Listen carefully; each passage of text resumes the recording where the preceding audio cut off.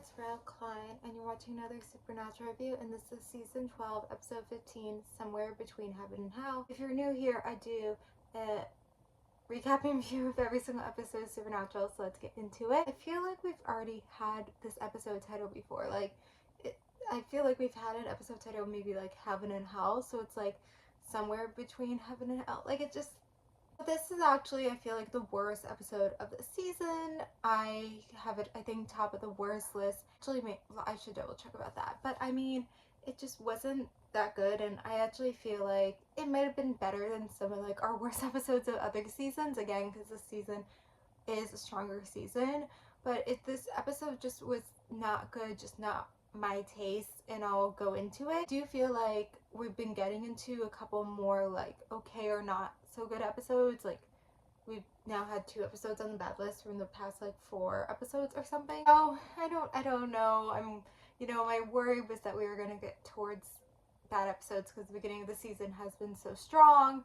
Seems like we're kind of getting there, so we'll see what happens. This episode felt like an amateur writing it, and like, I'm so sorry to whoever wrote this episode, but like, was this your first episode of Supernatural writing? It just like felt like the way that they were writing it was like they were giving so much like context, you know what I'm saying? Like, and it just felt like one of like the earlier seasons. Like, it would make more sense in the earlier seasons, like the context they were giving, like, oh, I need to like go tell her about like hunting monsters. Like, it's just like, it's like we're in season 12, we don't need it. I actually feel like this idea is kind of like something we could have seen in the earlier seasons too. So I don't know if they were just trying to fit that vibe. And again, like, I feel like I've had this episode title before, so it's just like, it's like, am I watching season 12? So like, Hellhound going rogue, like, that feels like an earlier season. Like, it's kind of crazy that we haven't had that yet. And like, there's a couple things this season I'm like, oh my god, like, it's season 12, this is the first time we're having it, like, and that's crazy we haven't had it before.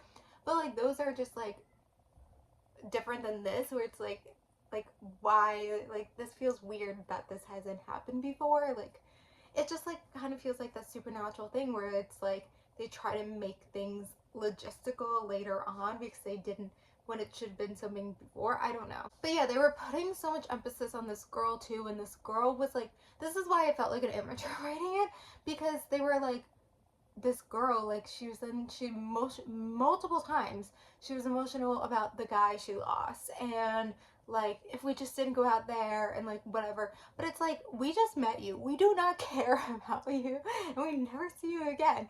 So it's just like, I don't know if they had the ideas that we would see them again, I don't know.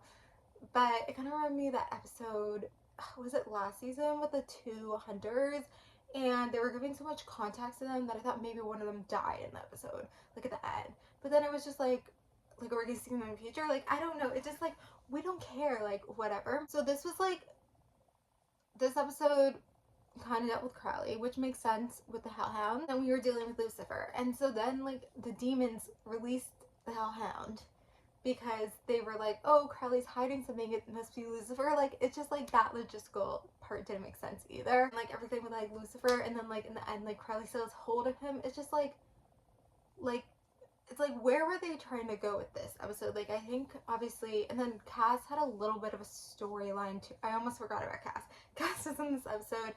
I think his part was actually the strongest part, where he's like tracking down, he's like, okay, this yellow-eyed demon is with Kelly Klein, and then it's that actor that's been in Ginny and Georgia, The Boys, I'm forgetting his name, but he was in this episode. I'm like, I hope we see him. Like, I actually really like him as an actor. Like, I think people obviously know him from Ginny and Georgia, but they don't know him from The Boys because he plays like the Black Noir. So like, it's like all like body motion, and I feel like if you can act without people even seeing your face, like, I think you're an amazing actor.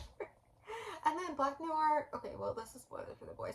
Black Noir actually dies, and then they have like a new Black Noir, but it's actually him like replacing himself. And then he's like so funny because he's like a different person who actually talks. I don't know, I would have liked to see more of that actually. I think so, this being an episode, because you have episodes about British Men in Letters, and then you have episodes about Lucifer and Lucifer Baby, and then like, it's kind of like, I guess, like regular episodic episodes, but there's always like these 2 overarching, we have these 2, maybe that's why it's such a strong season, is because we have 2 overarching things of the season. And like, I feel like most seasons have one, so maybe that's why this season's so strong. But yeah, so they wanted to clearly do an episode with Lucifer Baby. They did something try to do with Hellhounds that like combines demons and something. I don't know, this episode was just not strong. In the end, oh, I guess it did have a little bit of British men in letters, because they were like, this is how Sam's like at the end, this is how I know about all the cases. And so then Dean's like, okay, we'll work with them. Like, it just like, it's like there's like, it's like literally plotline E, because there's actually a lot of plot lines in this episode. It's plotline E, and it's like we have a beginning, we have an end, and like that's it. And then Dean's just okay with it. Like, it's like, I guess. At the beginning of the episode, they were using that like hammer thing, which is like Jeffrey Dean Morgan's, I think, like actual like thing he uses in wait, I'm looking at it. Walking Dead. So that was like a cool scene. Like, I remember when that came out, we were like, oh my god. Anyway, so as you can see, there's a lot of issues with this episode. I do still feel like, well, I can't say the writing was good because I'm actually shitting on the writing, and I'm so sorry whoever wrote this episode, but I have to be honest. Constructive criticism. I didn't just say it was bad. I went into why it was bad.